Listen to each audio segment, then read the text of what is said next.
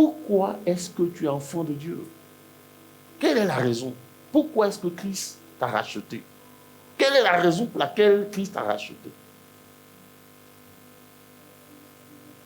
Est-ce que Christ t'a racheté juste pour que tu te maries, que tu aies des enfants? Christ est allé à la croix juste pour que tu aies du travail. Christ est allé à la croix juste pour que tu puisses voyager. C'est la question.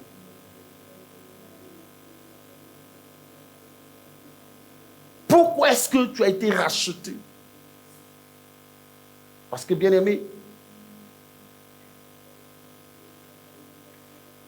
si tu étais menteur hier, et que la Bible dit que tu as été racheté, et qu'une fois venu dans l'église, tu continues de mentir, ça veut dire que tu rends nul ton rachat, et tu rends vain l'œuvre de la croix. Tu comprends, non? Ça veut dire que tu rends l'œuvre de la croix vaine dans ta vie. Est-ce que je me fais comprendre? Si tu divisais dans le monde et qu'une fois entré dans l'église, tu continues de diviser, ça veut dire que tu rends l'œuvre de la croix vaine. Si tu forniquais hier et que tu continues de forniquer aujourd'hui, tu es en train de rendre l'œuvre de la croix vaine. Vaine.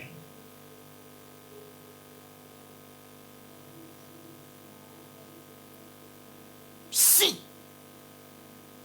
la raison pour toi d'être en Christ, c'est juste parce que tu dois avoir du travail,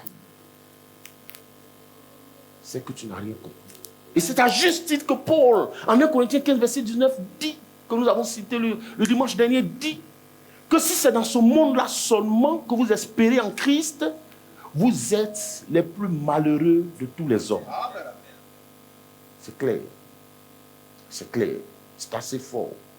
Et quand Paul dit cela, Paul est en train de te dire, c'est vrai qu'il est normal de prier pour ton mariage, il est normal de prier pour ton enfantement, il est normal de prier pour ton voyage, mais en même temps, n'oublie pas l'essentiel. En priant pour ton travail, en priant pour ton enfantement, en priant pour ton voyage, n'oublie pas de prier pour ton salut. Pourquoi?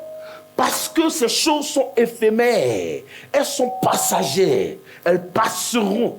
Mais le salut est éternel. Amen.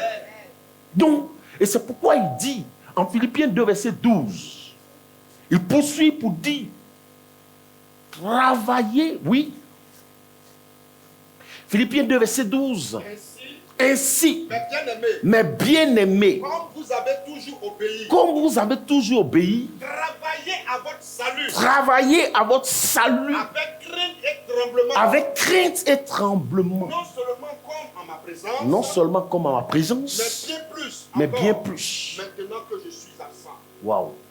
Paul dit, mes bien-aimés frères, comme vous l'avez appris, travaillez à votre salut avec crainte et tremblement.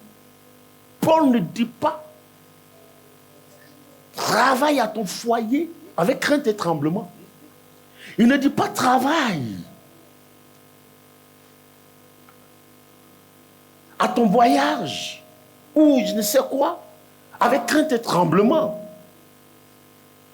Il dira simplement, en tant qu'enfant de Dieu, sois un modèle dans ta société. Là où tu travailles, sois un modèle. Sois un modèle. Mais, en ce qui concerne ton salut, vas-y avec crainte et tremblement.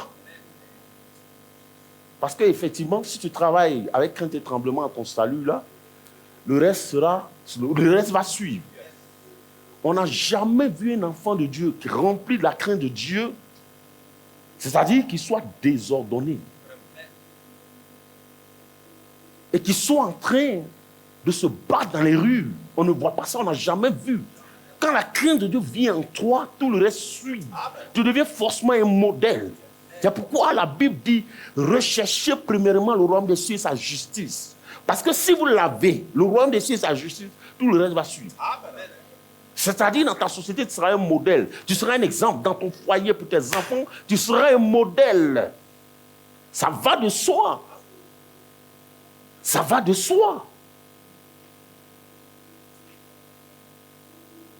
Travailler avec salut, avec crainte et tremblement.